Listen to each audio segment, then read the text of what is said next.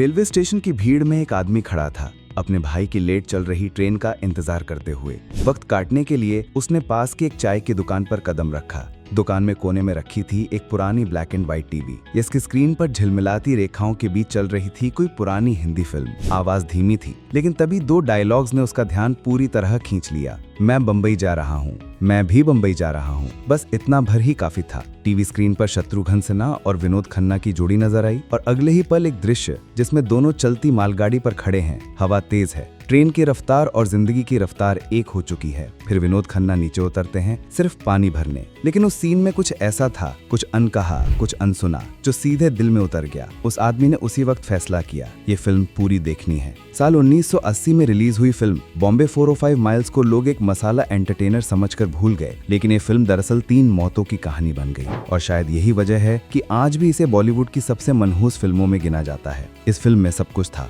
Action, romance, comedy और 2 heroes की टकराहट, शत्रुघ्न सिन्हा और विनोद खन्ना। 2 ऐसे नाम जिनकी ऑन स्क्रीन केमिस्ट्री जितनी दमदार थी, उनके बीच का ईगो क्लैश उतना ही जहरीला। इस फिल्म में जबरदस्त एक्शन सीक्वेंस थे, चलती मालगाड़ी पर फाइट, बाइक चेज, बम धमाके, लेकिन अधिकतर सीन विनोद खन्ना और शत्रुघ्न सिन्हा के डुप्लीकेट्स ने किए। और वहीं क्लाइमैक्स में हुआ वो हादसा जिसमें पूरी यूनिट को झंझोड़ दिया। कमालिस्तान स्टूडियो में फिल्माया जा रहा था फाइनल एक्शन सीन। डायनामाइट, असली आग, स्टंट्स, सब कुछ सेट पर था और स्टंट कोऑर्डिनेट कर रहे थे MB शेट्टी। जी हाँ, रोहित शेट्टी के पिता। प्लान ये था, कैमरामैन को इशारा, मंसूर नाम के स्टंटमैन को जंप करना था, फिर ब्लास्ट होना था। लेकिन भीड़ की वजह से प्लेसमेंट बदल गई। MB शेट्टी ने इशारा किया, पर कैमरामैन की जगह ब्लास्ट ऑपरेटर खड़ा था और एक पल में आग की लपटों में घिर गया मंसूर। वो चिल्लाया नहीं, बस झुलस गया और कुछ मिनटों में दम तोड़ दिया। गिल्ट जिसने एक लेजेंड को तोड़ दिया। MB शेट्टी ये हादसा बर्दाश्त नहीं कर पाए। उन्होंने किसी से कुछ नहीं कहा, बस शराब पीने लगे। रोज रात उन्हें मंसूर का जला हुआ चेहरा दिखता था। कहते हैं अगले 2 सालों तक उन्होंने कोई फिल्म नहीं की